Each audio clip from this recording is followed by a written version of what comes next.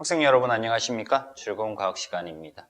자, 이번 시간에 고등학교 1학년 통합과학 지구 시스템의 에너지와 물질 순환 그 네 번째 시간으로 지구 시스템의 물질 순환에 대해서 알아보도록 하겠습니다. 첫 번째 순환 중에서 첫 번째 물의 순환 먼저 볼 거예요. 물의 순환. 되게 단순한 거죠. 물이 증발했다가 응결해서 비로 내어서 다시 육지로 떨어지는, 육지나 바다로 떨어지는 과정입니다. 자, 물의 순환, 주 에너지원이 뭐다? 첫 번째, 물의 순환에서 주요 에너지원. 당연히 기상현상을 일으키는 에너지원, 무슨 에너지? 태양 에너지입니다. 그래서 주 에너지원은 태양 에너지다. 물의 순환의 주 에너지원 태양 에너지. 자, 물의 순환 과정 나와 있어요.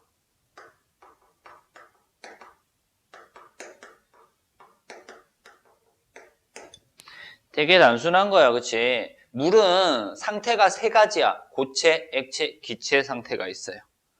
그래서 얼음, 물, 수증기 형태의 고체, 액체, 기체 상태가 있어요.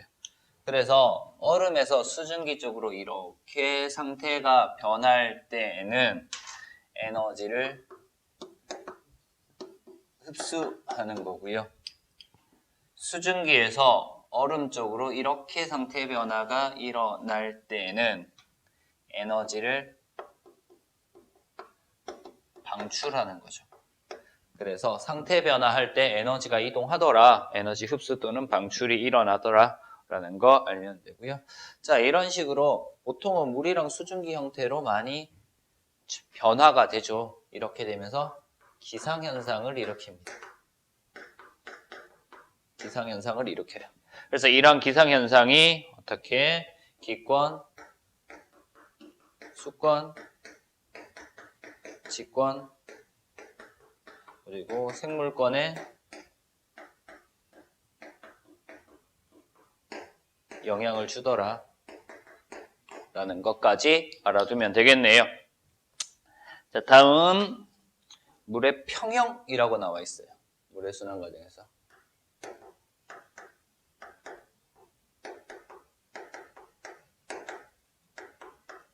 물의 평형인데, 물의 평형이라고 하는 것은 에너지가 이동을 할 거야. 물의 평형인데 각권을 이동해서 순환 과정에서 누가 이동해? 에너지가 이동을 할 겁니다. 에너지가 이동해. 근데 뭐는 일정하냐면 각권에서 물의 총량이 있죠. 그죠? 각권에서 물의 양은 일정해.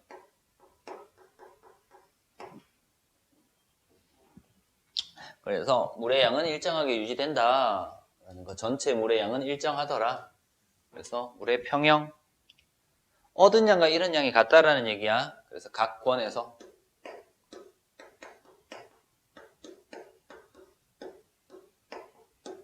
얻은 양과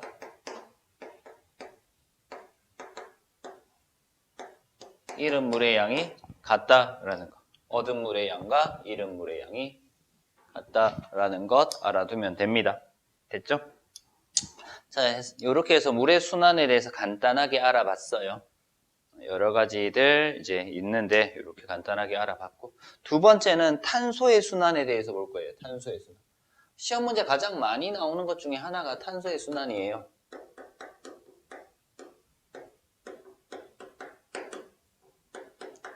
탄소의 순환에 대해서 알아볼 건데, 탄소는 어느 권에서 어떤 형태로 존재하는지 정도만 정확하게 알아도 탄소의 순환은 반 이상 한 거야. 그래서 첫 번째, 탄소의 존재 형태라고 나와 있어요.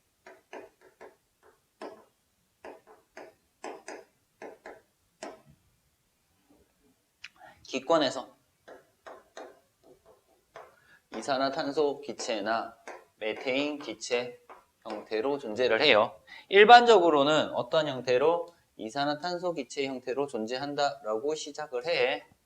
기권에서는 이산화탄소 형태로 존재를 합니다. 직권에서 석회암 형태로 주로 존재를 해요. 탄산칼슘이라고 얘기를 하죠. 탄산칼슘, CaCO3.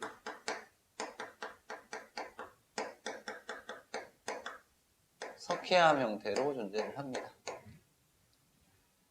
그리고 화석 연료 형태로 존재를 해요. 석탄, 석유, 천연가스라고 하는 화석 연료 형태로 존재를 합니다. 자, 이제 수권 볼까요? 수권.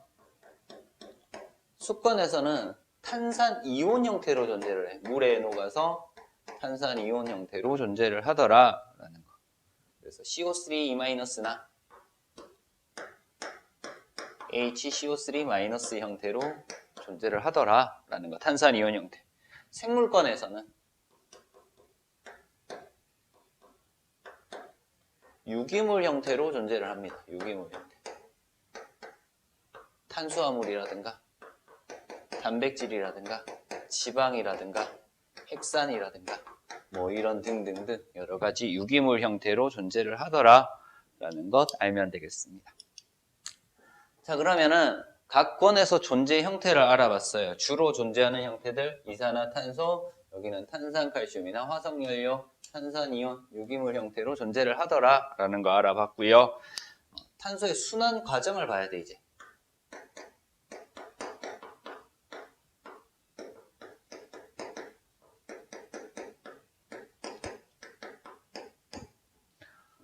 기권에 존재하는 형태, 이산화탄소 기체 형태로 존재를 할 거예요. 이산 CO2 형태로 존재를 할 거야. CO2 형태로. 자, 그러면은 CO2 형태로 나올 수 있는 게 화석 연료의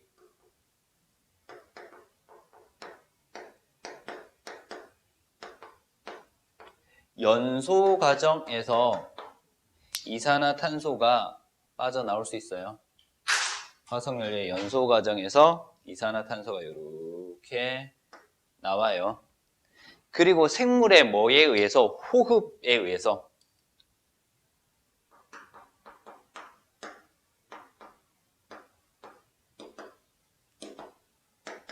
호흡에 의해서도 이산화탄소가 이렇게 빠져나올 수 있어요.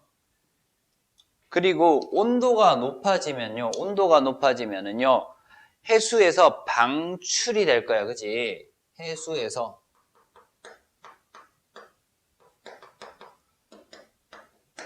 방출됩니다. 온도가 높아서 용해도가 낮아지기 때문에 방출되는 이산화탄소 나타날 수 있을 거고요. 화산 활동에 의해서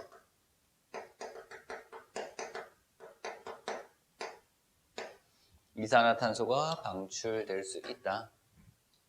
됐죠? 이렇게 방출될 수 있어요.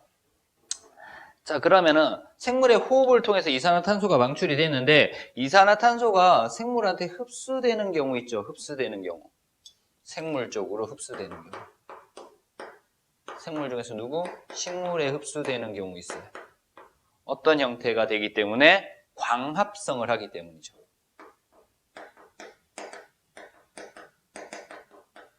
광합성에서 흡수될 수 있고요. 이 식물이나 동물 같은 경우에는 뭐로 변할 수 있다?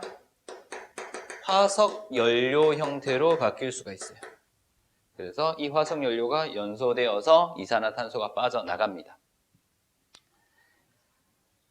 자, 이산화탄소가 해수에 들어갈 수도 있대. 용해되는 거죠. 용해될 수 있어. 온도가 낮아지면은 물에 용해돼. 그럼 물 속에서는 어떤 형태로 존재한다고요? 탄산이온, CO3-라든가 HCO3-. 유기물 형태죠. 유기물 형태로 존재하고요. 석탄, 석유, 천연가스 형태의 탄화수소 화합물 형태로 존재를 합니다. 자, 얘가 이제 조개 껍데기나 산호 껍데기 형태로 바뀔 수도 있고요. 얘네들이 누구와 칼슘 이온과 결합을 해서 지각의 성분 석회암이 만들어질 수 있어요. 탄산칼슘, CO3라고 하는 석회암 만들 수 있고요. 얘네들이 화산 활동에 의해서 이산화탄소로 빠져나가더라 라는 거. 뭐 이런 식으로 해서 전체적인 탄소의 순환 과정 간단하게 보면 돼요.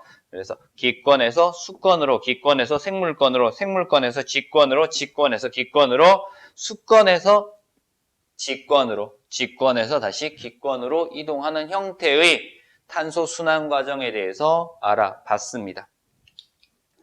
자, 탄소 순환 알아봤고 이제 질소의 순환에 대해서 알아볼 겁니다. 질소 순환. 질소는 단백질의 구성 성분이죠. 되게 중요한 역할을 해요. 그래서 한 번에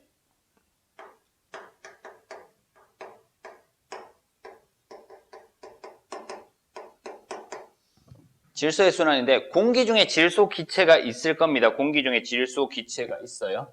그래서 N2 기체 이렇게 둘게요. N2 기체 상태 G라고 둘게요. 공기 중에 질소가 있는데 이 질소는요. 특징을 몇 가지 알아야 돼요. 결합력이 강해요.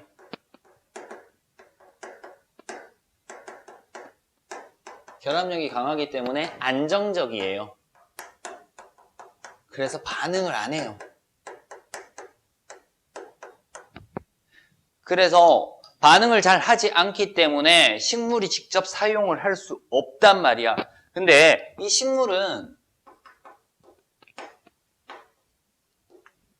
질소를 이온 형태로 흡수를 해야 돼. 이 질소를 이온 형태로 흡수를 하는데 NH4 플러스라고 하는 암모늄 이온으로 흡수를 하든지 아니면은 NO3 마이너스인 질산 이온으로 식물이 흡수를 해야 돼요.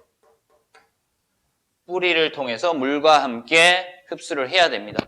그러면은 질소 기체는 너무 안정적이기 때문에 질소 기체가 이렇게 암모늄 이온이나 질산 이온으로 바뀌어야 된단 말이야.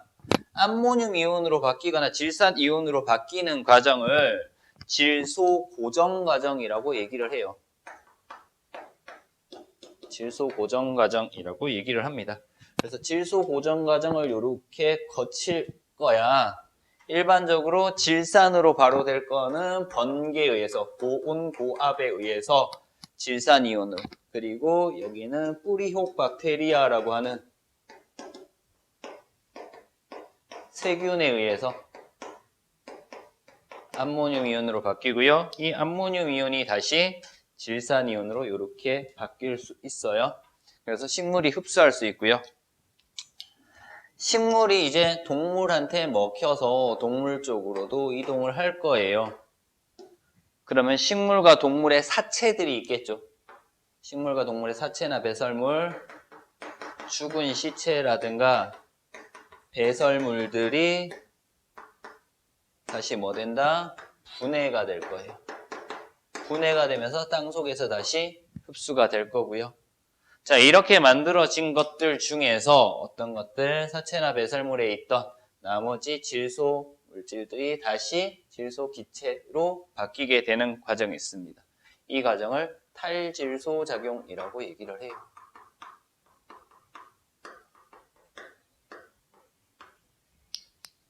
탈질소 작용에 의해서 다시 공기 중에 질소 기체 형태로 바뀌더라라는 거. 자, 이런 식으로 해서 질소의 순환 알아봤어요. 질소는 안정적이기 때문에 직접 사용할 수 없어. 그래서 질소 고정이라고 하는 어떤 다른 단계를 거쳐서 식물이 흡수할 수 있는 형태로 바꿔주고요. 그리고 식물이나 동물이 이용을 하다가 다시 공기 중으로 탈질소 작용에 의해서 이동을 하더라라는 것 알면 됩니다. 자, 이제 네 번째. 조금만 지울게요. 4번. 지구 시스템의 균형과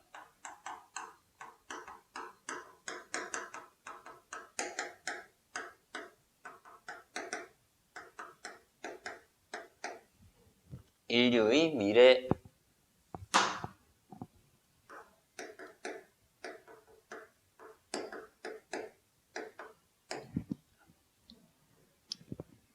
특별한 건 없어요. 여기는 지진이나 화산 폭발과 같은 급격한 변화는 일시적으로 지구 시스템의 균형을 무너뜨린다. 지진, 화산 활동에 의해서